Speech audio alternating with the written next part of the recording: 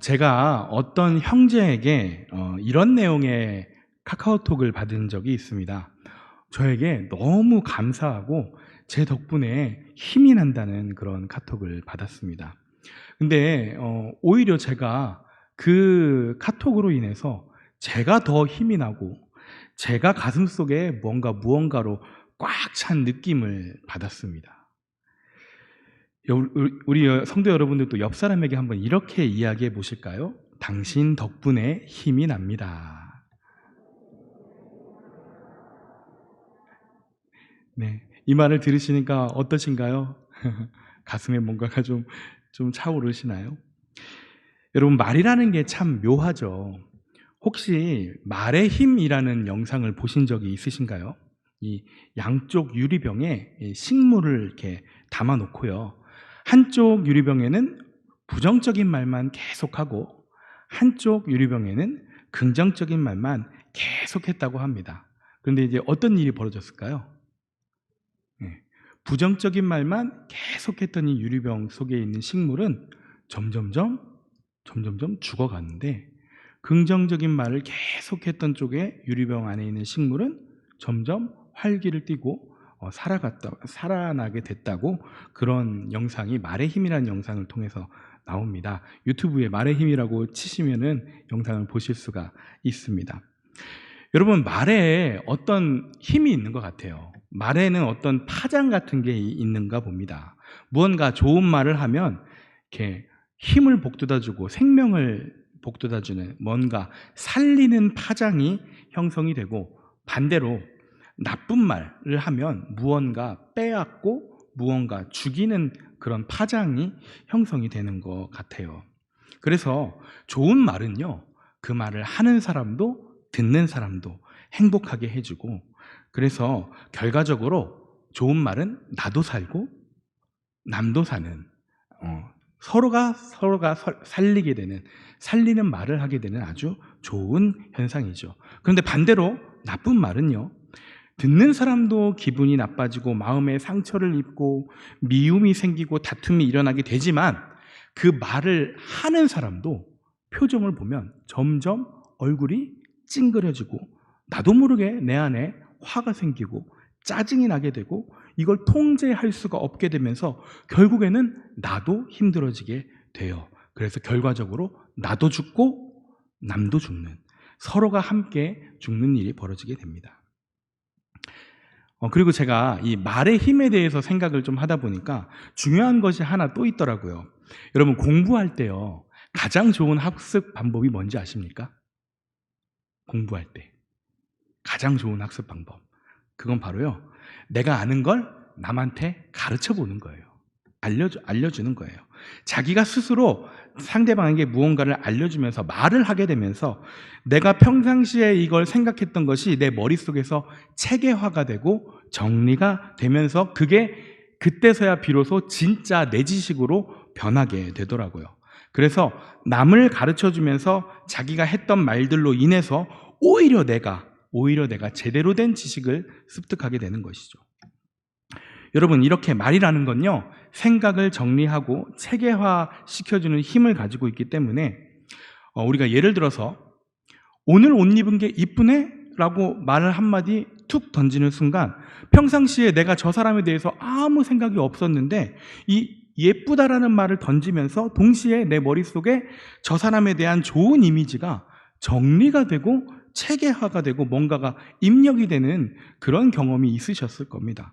그렇게 자꾸 칭찬을 하다 보면 처음에는 별 생각이 없었는데 점점 더 그 사람의 좋은 면들이 자주 보이게 되는 효과가 또 있죠. 근데 반대로 오늘 옷은 그럭저럭 괜찮은데 신발을 왜 그런 거 신고 왔어? 라고 말을 툭 던지는 순간 내 머릿속에서 저 사람을 딱 스캔하고 평가하는 이런 것들이 체계화되기 시작하면서요, 앞으로 그 사람을 대할 때 뭔가 비판적으로 대할 면들만 자꾸 보이게 되는 그런 효과가 또 있는 것 같습니다. 여러분, 말이라는 게 하면서 생각이 정리되고 발전이 되기 때문에요, 내가 어떤 쪽으로 말을 하느냐에 따라서 내 생각의 길이 이렇게 자꾸 그쪽으로 닦여지고 넓혀지게 되죠. 한 번 길이 나기 시작하면 마치 물이 처음에 한 번 길 내는 게 어려운 거지, 한 번 물이 길을 내면 그 물길을 따라서 쭉쭉쭉쭉 흘러가잖아요. 마찬가지로 이 사람에 대한 좋은 생각과 말들이 한 번 트여지게 되면 좋은 것들이 그 트여진 걸로 쭉쭉쭉 흘러가는데, 한 번 그 사람에 대해서 나쁜 쪽으로 트여지게 되면 오히려 계속해서 나쁜 쪽으로 점점 말들이 쉽게 나오게 되는 것 같습니다. 여러분, 이런 말의 힘에 대해서 과연 성경은 그럼 어떻게 말씀을 하고 있는지 한번 알아보려고 하는데요. 우리 잠언 10장 6절을 다 같이 한번 읽어보겠습니다. 6절 시작. 의인의 머리에는 복이 임하나 악인의 입은 독을 머금었느니라. 아멘. 본격적으로 말씀을 풀이하기 전에요, 이 잠언에 나오는 의인 그리고 지혜 있는 자에 대한 어떤 이 전제를 좀 먼저 말씀을 드려보겠습니다. 저만 그런지 모르겠는데 제가 잠언을 읽을 때 자꾸 의인이 나오고 자꾸 지혜 있는 자의 모습이 나오는데요, 정말 이상적인 모습이에요. 그리고 악인하고 어리석은 자의 모습이 나오는데요, 이 모습이 왠지 내 모습 같아 보일 때가 있지 않습니까? 물론 모든 면들이 다 그러진 않겠지만 어느 부분은 나도 좀 지혜 있는 자인 것 같아 하고 생각할 수 있는 부분도 있겠지만, 상당수의 많은 부분이 미련하고 악한 사람의 모습이 내 모습인 것만 같이 느껴져서 마치 잠언을 읽으면 나한테 네가 어리석은 자다, 너 그러니까 얼른 말씀 듣고 똑바로 살아라, 의인이 되어야 되고 지혜 있는 사람이 되어야 한다, 이렇게 압박을 주는 듯한 느낌을 여러분이 받으실 수가 있어요. 제가 그렇게 압박을 좀 받았었거든요. 그래서 제가 이걸 좀 한번 쿨하게 인정을 해봤습니다. 그래, 나는 좀 이기적인 것 같고 나는 좀 미련한 놈이다, 이렇게 인정을 딱 하고 나자, 그러면 의인이 되려면 어떻게 해야 하지? 내가 의인이 되려면 도대체 어떻게 해야 할까라는 생각이 들면서요, 로마서 3장 23절에서 24절의 말씀이 탁 하고 떠오르더라고요. 우리 로마서 3장 23, 24절 말씀 한번 읽어보겠습니다. 시작.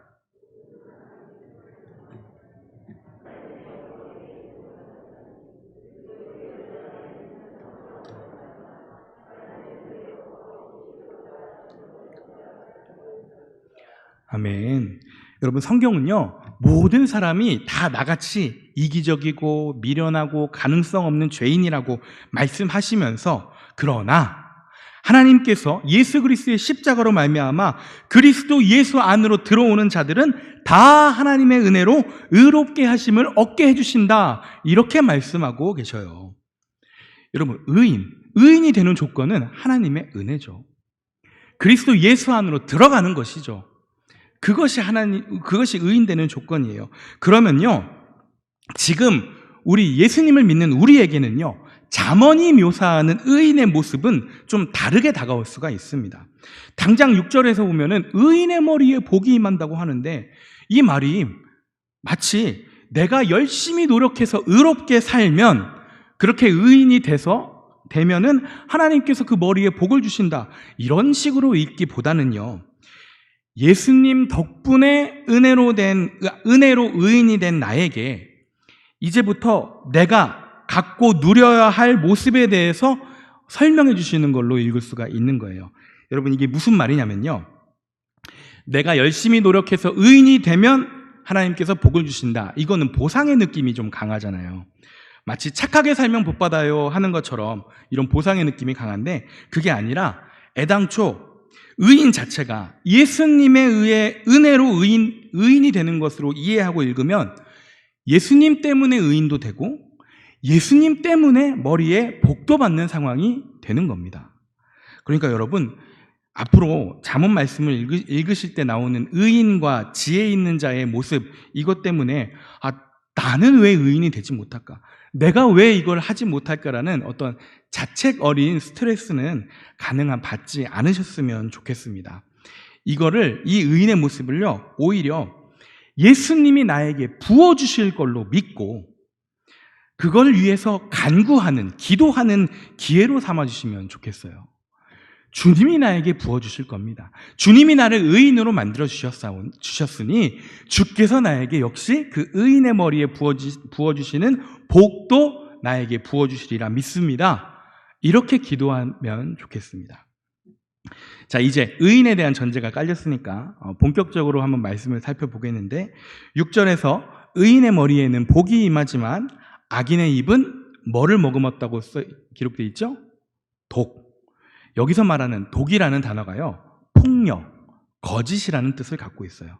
그러니까 이게 무슨 말이냐면 악인의 입은 폭력을 달고 산다는 거죠. 언어폭력.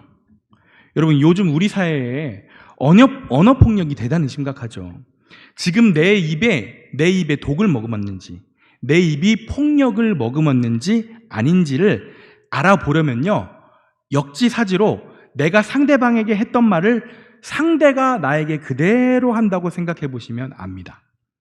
여러분, 우리가 보통 말을 함부로 하는 상대들은 정해져 있어요. 나보다 상대적으로 약해 보이는 사람을 이렇게 슬쩍 떠봐서 이 사람은 좀 만만하구나 라는 판단이 서면 말을 조금씩 함부로 하기 시작하는데, 바로 그 만만하다라고 생각하는 사람이 내가 했던 말을 그대로 나한테 되돌려줄 때 그때 내가 더 화가 나. 내가 평소보다 더 말이 더 험하게 나간다. 이렇게 생각이 들면 그건 그 만만한 상대에게 입에 독을 머금은 상황일 수 있는 겁니다. 6절에서 말하는 악인에 해당할 확률이 상당히 높아요. 악인의 입은 폭력을 머금었느니라. 여러분, 7절도 한번 읽어볼까요? 7절 시작. 의인을 기념할 때에는, 여러분, 악인의 입에 폭력이 가득했죠. 이 폭력이 가득한 사람 곁에 누가 있으려고 할까요? 아마 뭔가 이득이 될 게 없으면 입에 폭력이 가득한 사람 곁에는 아무도 있지 않으려고 할 겁니다. 이것이 결국 악인은요, 아무도 기억해주지 않는 쓸쓸한 인생을 살게 되면서 마치 7절에서처럼 그 이름이 썩어 없어지는 것처럼 될 거예요. 반면에 의인은 반대죠. 사람들이 의인을 기념해 준다라고 얘기를 해요. 칭찬해 준다고 합니다. 왜 칭찬해 줄까요? 왜 기념해 줄까요? 바로 살리는 말을 하기 때문이죠. 의인의 머리에 복이 임하기 때문에 주님의 복을 받은 머리를 통해서 나오는 이 의인의 입은 폭력으로 상처를 내고 아프게 하는 말이 아니라, 우리 11절도 한번 보면요, 11절에서 묘사하는 것처럼 주님의 복을 받은 머리를 통해 나오는 이 의인의 말은 생명의 샘, 살리는 말이 끊임없이 솟아오르는 샘이 되는 겁니다. 하나님께서 그 머리에 복을 주셨기 때문에 살리는 샘이 끊임없이 솟아오르는 거죠. 여러분, 이 모습은요, 예수 그리스도로 의인된 우리에게 하나님께서 은혜로 부어주시는 선물과도 같은 모습인 줄 믿습니다. 여러분이 예수님 안에 거할 때 주님께서 분명히 우리의 머리에 복을 주시고 우리의 입을 생명의 샘으로 바꿔주시리라 믿습니다. 여러분, 12절도 한번 다 같이 읽어볼까요? 12절 시작. 미움은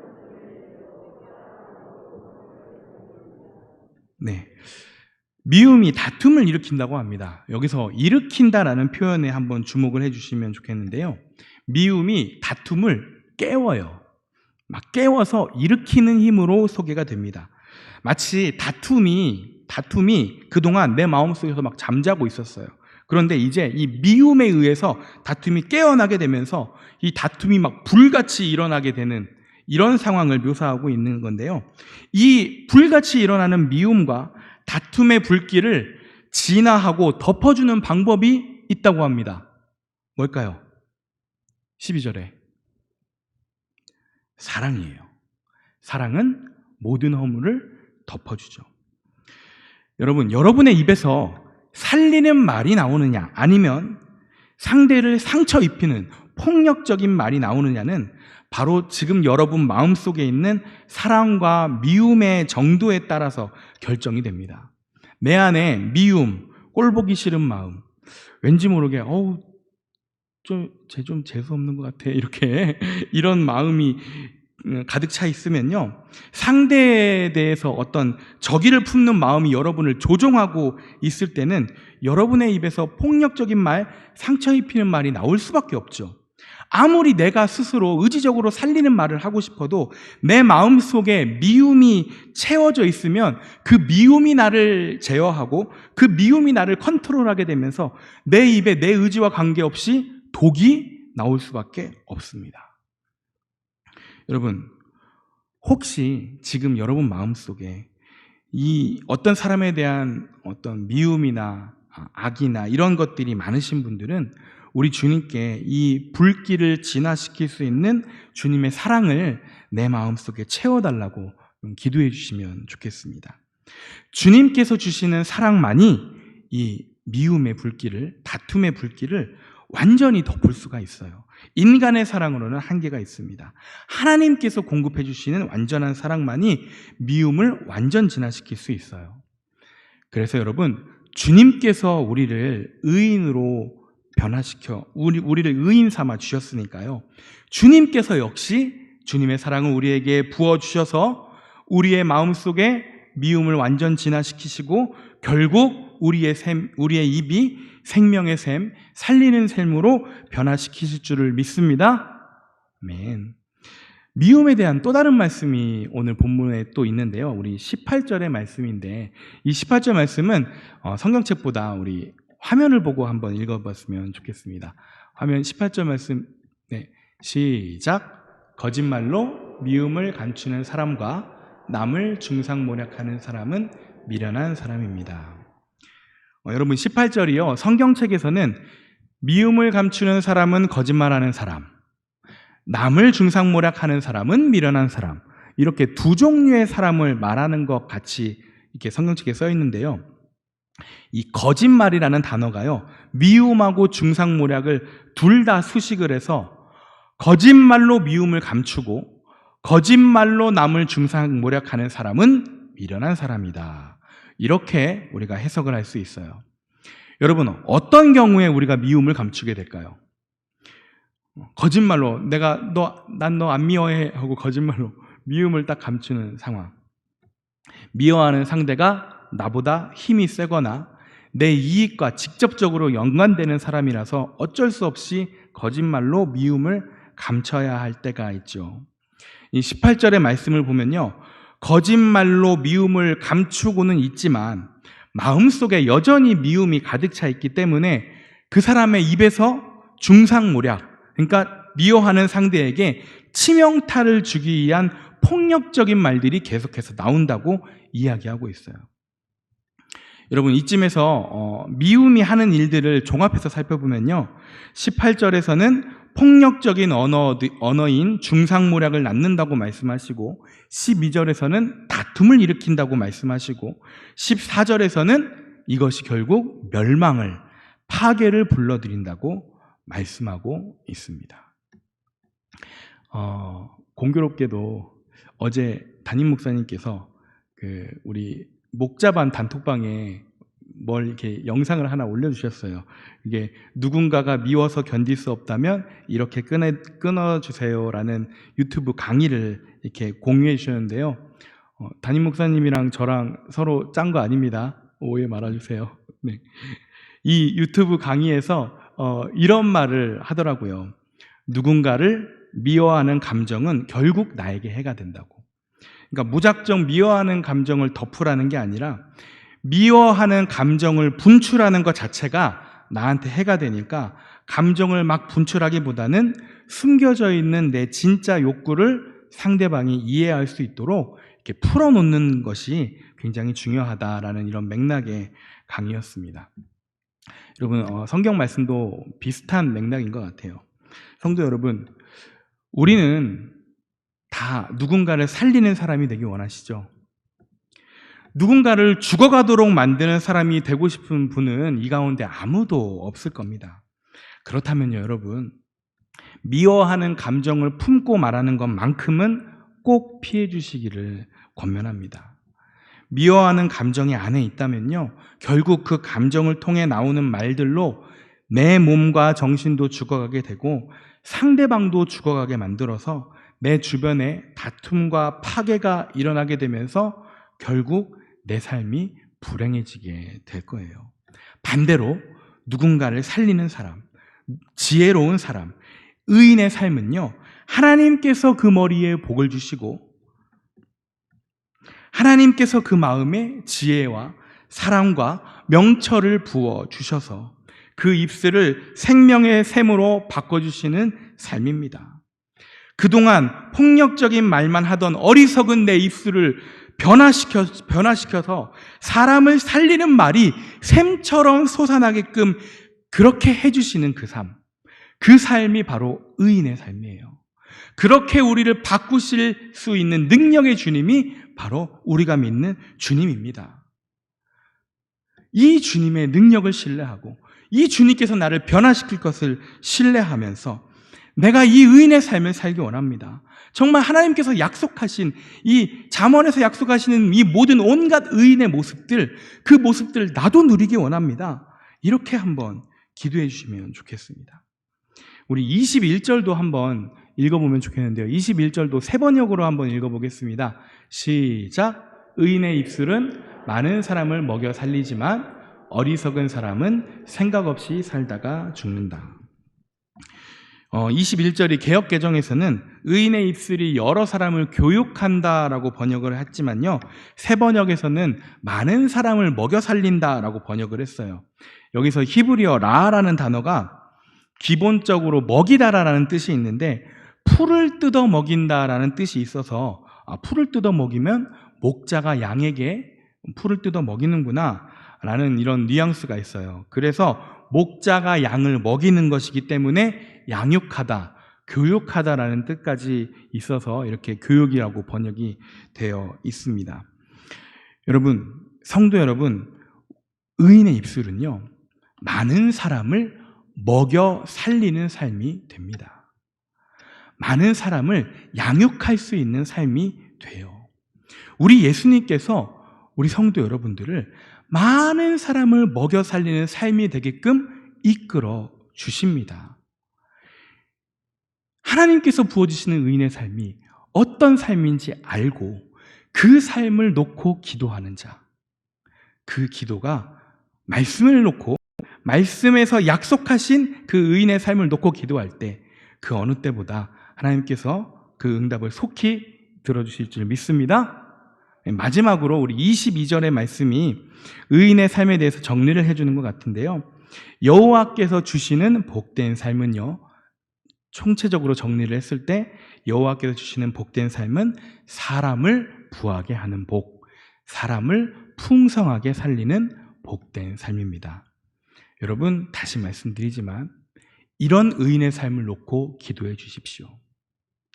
오늘 본문 6절부터 22절의 말씀 속에 나오는 모든 의인의 모습, 지혜로운 자의 모습들은요, 예수 그리스도를 구주로 고백하고 받아들이는 우리에게 선물로 부어주시려고 예비해 놓으신 것들이라는 생각이 듭니다.